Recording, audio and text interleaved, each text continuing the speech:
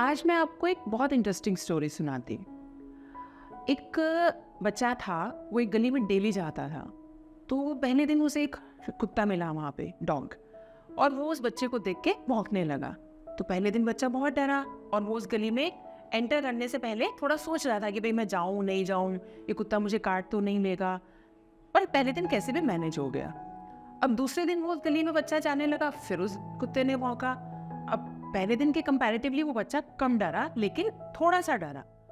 तीसरे दिन भी जब वो बच्चा गया और सेम रूटीन रहा, तो उस बच्चे ने कहा कि यार मेरे पास कोई सॉल्यूशन नहीं है। अब जाना तो मुझे इस गली में डेली है, लेकिन अगर ये कुत्ता डेली मेरे ऊपर भौंकेगा तो मैं रोज तो नहीं डर सकता। तो उसने उस चीज़ के दो सॉल्यूशन निकाले। कह रहा या तो मैं एक काम करता हूँ, या तो मैं इस कुत्ते से बच के निकलता हूँ ताकि मुझे काटे ना, या फिर अगर ये मेरी तरफ बढ़ता है तो मैं एक डंडा लेके चलता हूँ ताकि अगर ये मुझे काटने के लिए आए तो वैसे डंडे से मारकर भगा दूँ। Hello everyone, I am doctor Parul Singh, your coach for life. और आज इस स्टोरी के रूट से हम जो समझना चाहेंगे वो हम समझेंगे anger issues in married relationship. Guys, इस स्टोरी से हमने क्या सीखा?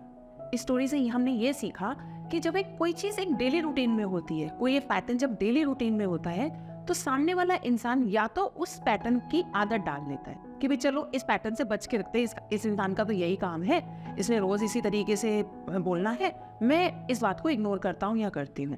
या फिर वो उस चीज़ को काउंटर पार्ट करते हैं और उसी इमोशन को उतने ही एग्रेशन से हमारे ऊपर डाइवर्ट करते हैं। तो अब एंगर इश्यूज को हम इस चीज़ से अगर रिलेट कर रहे हैं तो इसमें क्या होगा? या तो आपका स्पाउस उतने ही एंगर से आपके साथ लड़ेगा जितने एंगर से आप उनके साथ डील कर रहे हैं, या फिर वो उस एंगर की आदत डाल लेंगे और अपना एक अलग रास्ता डाइवर्ट कर लेंगे कि भाई इस इंसान का तो रोज का यही काम है, मैं अपना कोई अलग सॉल्यूशन इस चीज़ का सॉर्ट आउट करते हैं। इग्नोर मेन टर्म है, आपको इग्नोर करना स्टार्ट कर देंगे।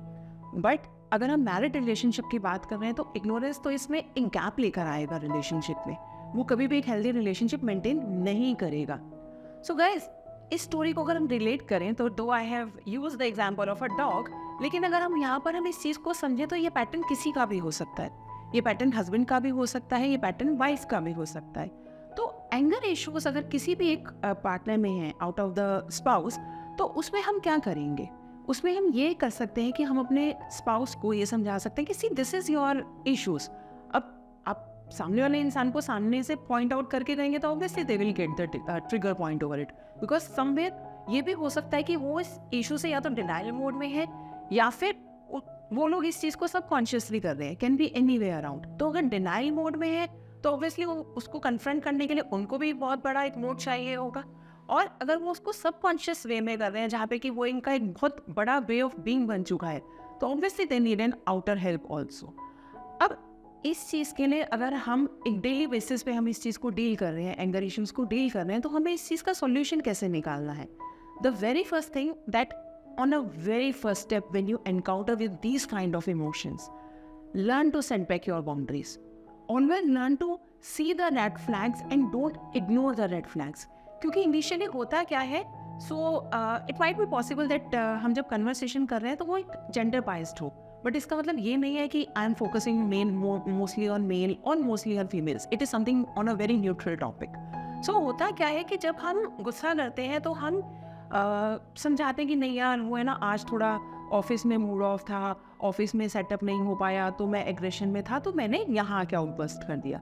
या फिर नहीं यार, आज सुबह मेड नहीं आई थी, सारा काम खुद से करा, मैं ना बहुत इरिटेटेड थी इसलिए मैंने आउटबर्स्ट कर दिया। So it's not something, it is just the beginning. It is something where जहाँ से आपके स्पाउस ने आपको वो पैटर्न दिखाना शुरू किया है। तो अगर आप इसी इनिशियल स्टेप से अपने स्पाउस को ये कह के समझाते हैं, सी आई अंडरस्टैंड कि आपके ऑफिस में बहुत प्रॉब्लम्स है, या फिर आई अंडरस्टैंड कि यार तुमने पूरे दिन बहुत सारी चीज़ें डील करी, मेड नहीं थी, घर का काम करा, but the thing is this emotion और this particular way of behaviour is not accepted. I understand आपके ऊपर स्ट्रेस है, आई अंडरस्टैंड आप सारी चीज़ें अकेले मैनेज कर रहे हो, लेकिन इसका मतलब ये नहीं है कि आप मेरे को पंचिंग बैग बनाकर you just pouring out your emotions on me. I am not a punching bag, I am a जीता जागता इंसान, and when I am a human being I can also feel the same emotion. So when you make your spouse understand that these kind of emotional statements, they will understand that whatever they are pouring on you, it can come also on you. So I'm not saying कि tit for tat करो और vice versa करो, But the thing is, when you make them understand, but by doing the assertive communication, you will come to a healthy boundary. You will maintain a healthy boundary. See, for that, I will not tolerate this kind of behavior, or this is something which is not feasible to do. So guys, in any of the relationship issues, or if you faced any of the anger issues right from the beginning, just start maintaining a boundary and start pulling up your barriers up, so that you will not make yourself a punching bag. And obviously the outer help is always as advised in these kind of cases. So for any kind of these help, you can contact me on the giving number on the screen, and you can subscribe to my new YouTube channel for any kind of assisted videos. Thank you.